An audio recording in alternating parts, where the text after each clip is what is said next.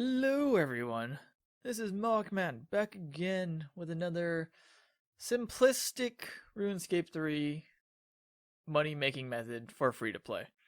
So the first method that I want to talk about is making cheese. And this one requires level 48 minimum cooking because this method is entirely based off of how good your RNG is. And by that I mean the higher your cooking level, the more likely you are to get more cheese from each cheese wheel when you do this, but that doesn't guarantee you anything. And even though I'm 99 cooking, some of the cheese wheels that I got gave me less than 5 each, which I'm not sure is a bug because I read on the wiki that every cheese wheel is supposed to give you at least 5 or more, but I obviously did not. Some of them gave me 2, some of them gave me 3. So I'm kind of questioning that information, or maybe Jagex did like some weird silent change because no one really does this. And based on those numbers, because my average was around 14 to 18, maybe even 20, depending, that averages out to around 400k total over the half hour that I did this. But that was only because I was 99. If I'm not 99, I would average maybe 200k an hour, I think. At least that's how I see it. But it's not a bad method if you only like doing cooking and you're just a skiller, you don't like fighting or anything. It's not a bad way to make a little bit of money.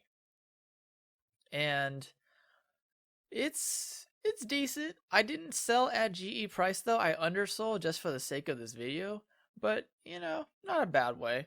Now the next method I tested was making arrow shafts, and this can make you around 500k an hour, but this also depends on your mouse clicks, your button clicks, and the type of logs that you use.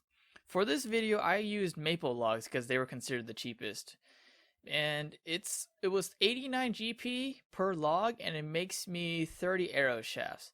And at current GE prices, which was 14, I could have made a bit more, but I insta sold at the end of this clip for 12 GP just so I could test out how the actual values were. Now the second best logs you could use were U logs, and they give you, I think it was 172 GP each, and it makes 35 if I remember correctly. So the cost kind of equates out, but not entirely. And you can make more slightly depending on which log is higher or lower at the time that you decide to test this method yourself. And for the overall clicks for the 10 minutes, it's kind of if you mistime your clicks, it kind of affects your value a little bit, but not too much. And I personally think that this isn't really the best method for making money just because it's more click intensive than some other AFK abilities, like like the smithing and mining stuff. You can kind of make more over there than you can doing here. Plus, the values of the arrow shafts may not actually buy or sell depending on who's doing it, because everyone needs arrow shafts, but people aren't willing to pay for the higher price and people aren't willing to sell for the lower price. So you might have to leave your shafts in the Grand Exchange for a few days, or maybe it could, unless you're lucky and someone just buys them at that current price. You also need to account for the buy and sell limits, because I think it's 20k every 4 hours, and if you're not willing to wait that long, you could just sell for lower and get the insta sell price, but that will affect your overall profit margins. Just consider your cost of the logs and the time it takes, and that will determine what you should use. Now the next method that I tested out was stealing wines of Zamorak with Telegrab, and this method can make you around 550k an hour, because you also have to equate for law ruin cost, how long you spend there, if you're going to hop or you're going to just stay in the same world. I recommend staying in the same world, because if you hop over and someone has already stolen that wine of Zamorak, then you pretty much have to hop again and you're just wasting more time and you're not getting as much profit as you could have just staying in that one empty world you're already in. Because it respawns pretty quick. I think it's maybe 20 seconds per thing. That's what it felt like to me. And there was actually some bots doing this. I saw a bunch of like level 20s just coming in, running into the church, stealing the wine, and running back out. So I personally suggest you just stay in one spot. If you can find an empty world, stay there. Don't leave, because I tried hopping in this clip and it did not work out in my favor. I managed to only get like maybe a couple before I decided to go back to the original world that I was testing it in, and I just had more success that way. If you feel that hopping makes you more overall, then you should do that, but for me it did not. And there was even times where I probably could have stolen more in a shorter period of time because I wasn't actually paying attention entirely. There was even a couple times where the wine of Zamorak was actually sitting on the table for like 5 seconds and I didn't realize it was there because my mouse was in the wrong pixel, so I couldn't detect that the Zamorak was actually spawned in again. Now, another thing that you can do to cut down on cost, depending on how high your levels are, you can actually steal the wine directly off the table without telegraphing at the penalty cost of -5 to all your combat stats.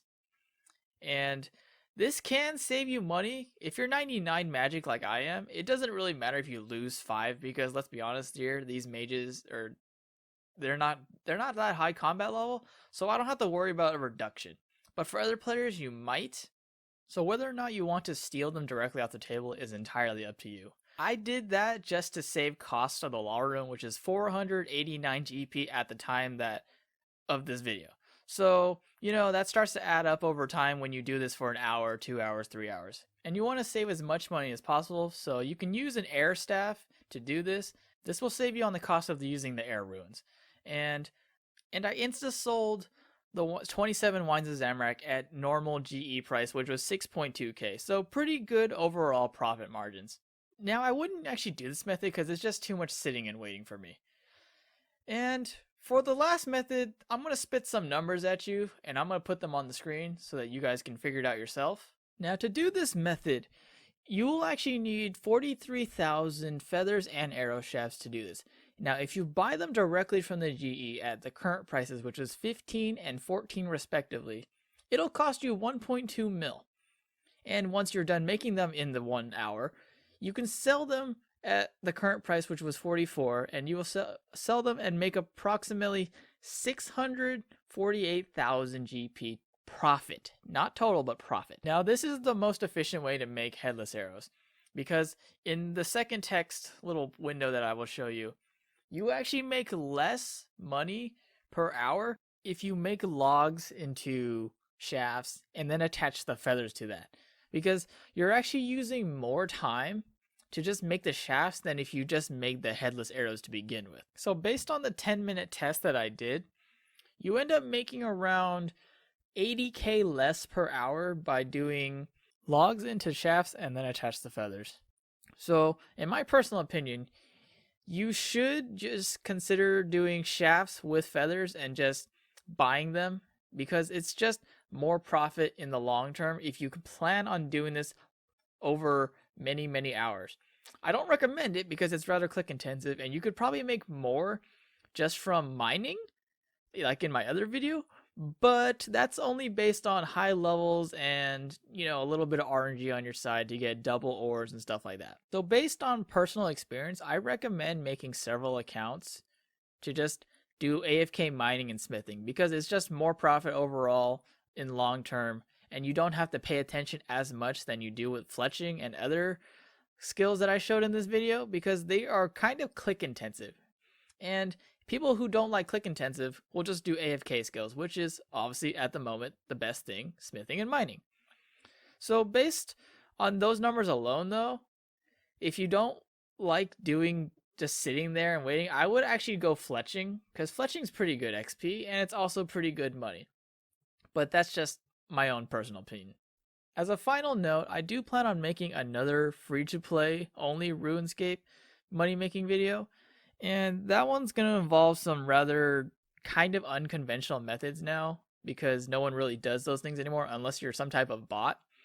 And if you guys want to, you can feel free to like and subscribe, and I will post that video within the next week or so. Anyway guys, that's all from me today. This is Moehawkman. Peace out.